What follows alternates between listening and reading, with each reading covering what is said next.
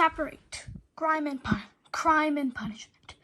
At 6 o'clock the next morning, George and Harold dragged themselves out of bed, walked over to Mr. Krebs' house, and began washing his car.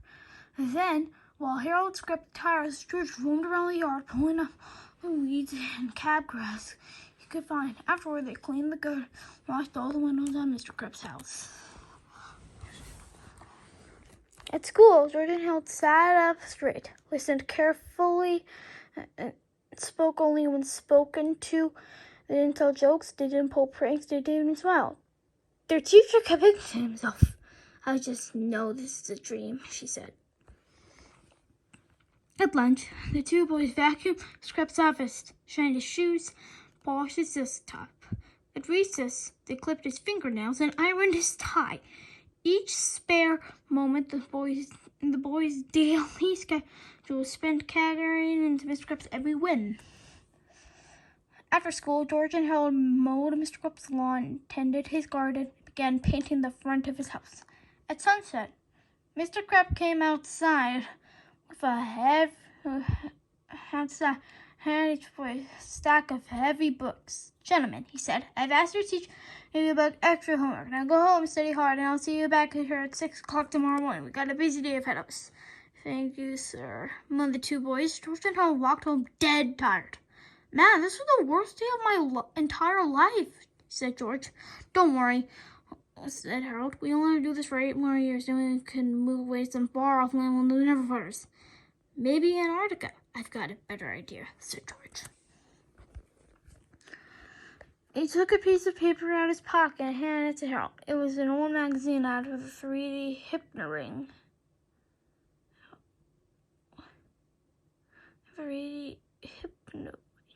"How's this going to help us?" asked Harold. "All you gotta do is hypnotize Mr. Krebs," said George, "and we'll make him give us the video and forget this whole stuff ever happened." "That's a great idea," said Harold. "The best part, we'll have to wait 4 to 6 weeks for delivery." Chapter 9, 4 to 6 weeks later.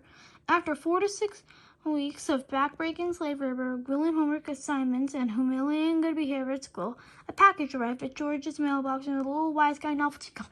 It was a 3D hypno-ring. "Hallelujah!" cried George. "It's everything I ever hoped for." Let me see," said George. "Don't directly look at it. You don't want to get hypnotized, do you?"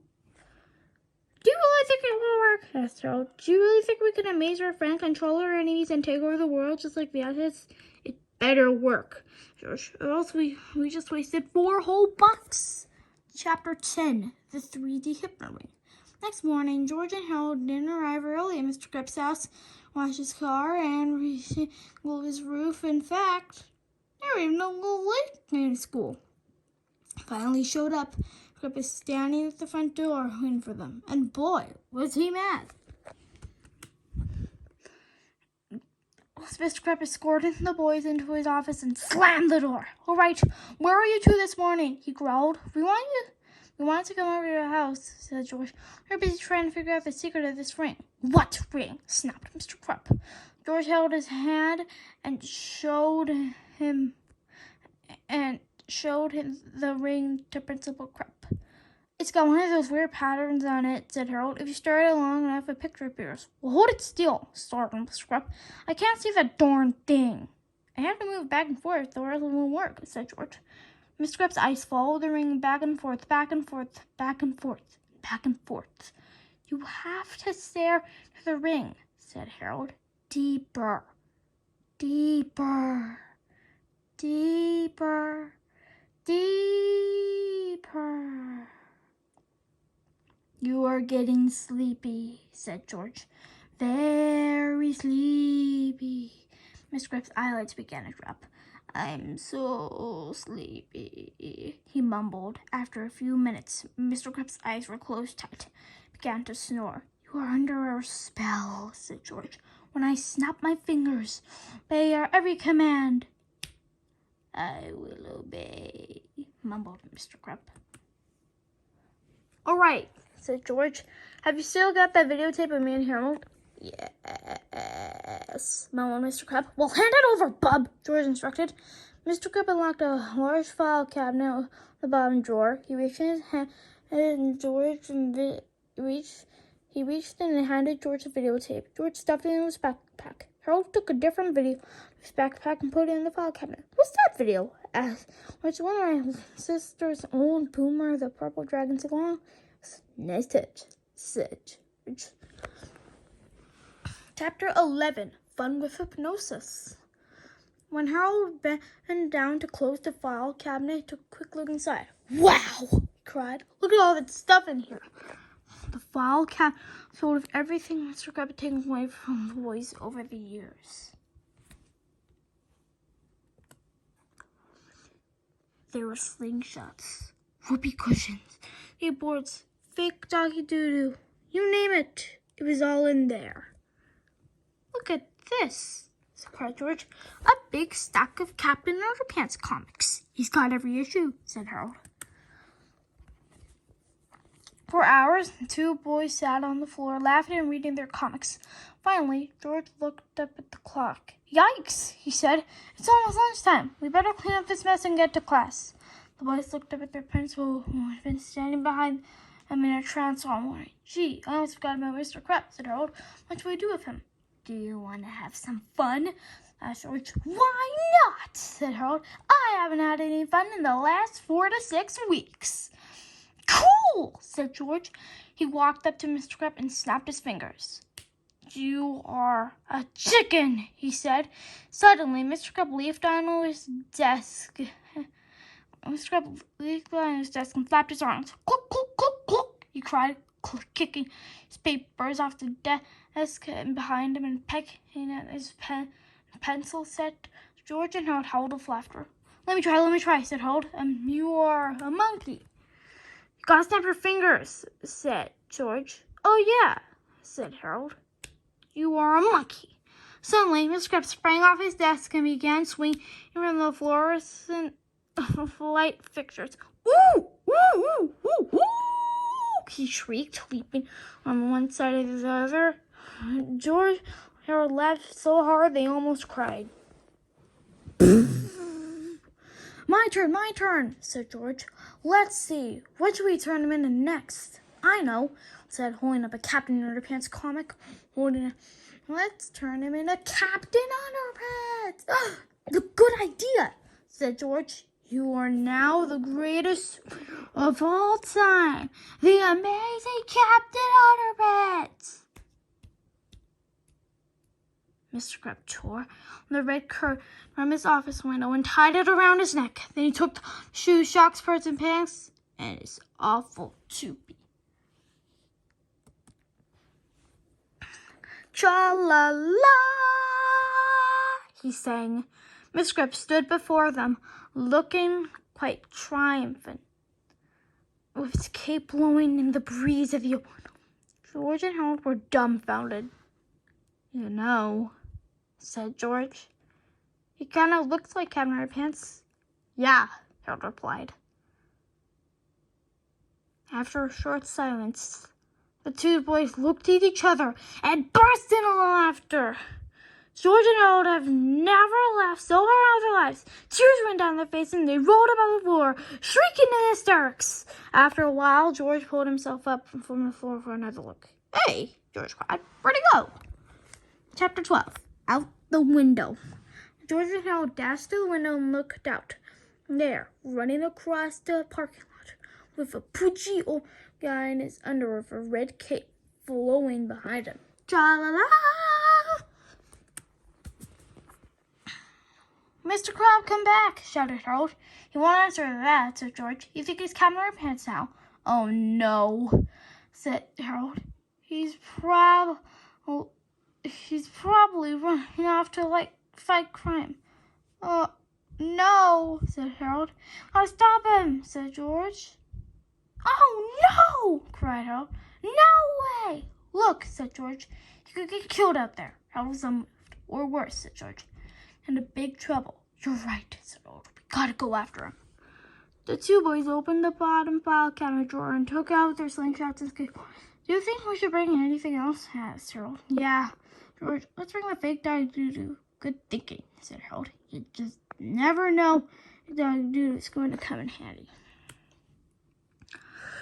Harold stuffed Mr. Krabs' clothes, shoes, and toupee in his backpack. And then together, the two boys leaped through the window, slid down the flagpole, and took off their skateboards after the amazing Captain Underpants.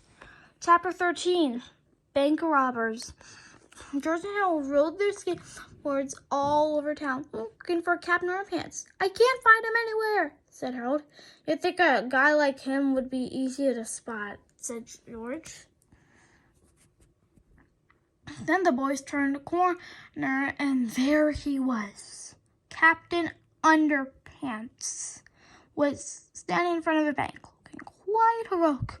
Mr. Crop, cried Harold. Shh, said George. Don't call him Captain Underpants. Oh, yeah, said Harold. And don't forget to snap your fingers, said George. Right, Harold. Before they got a chance, the bank doors flew wide open. And out stepped the shoe robbers. The robbers took one look at Captain Underpants, stopped dead in their tracks. Surrender, said Captain Underpants, or I'll have to throw witchy power.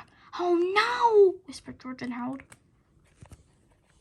Nobody moved for about 10 seconds.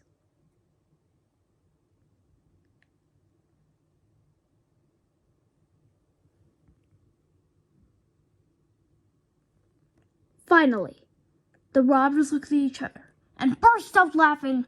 They dropped their loot and fell to the sidewalk, screaming in hysterics. Almost immediately, the cops showed up and arrested the crooks. Let that be a lesson to you, cried Captain Underpants. Never underestimate the power of underwear. The police chief, looking quite angry, marched over to Captain Underpants. And just who the heck are you supposed to be? The police chief demanded. Why, I'm Captain Underpants, the world's greatest superhero, said Captain Underpants. I fight for truth, justice, and all that is pre-shrunken cottony. Oh yeah? Shouted the police chief. Cuff 'em, boys. One of the cops took out his handcuffs, grabbed Captain Underpants by the arm. Zoom. Uh-oh, cried George. We gotta roll. Together, two boys in the crowd, weaving out cops and bystanders. Harold skated up to Captain Underpants and knocked the superhero off his feet. George caught him. The boys skated away with Captain Underpants on his shoulders.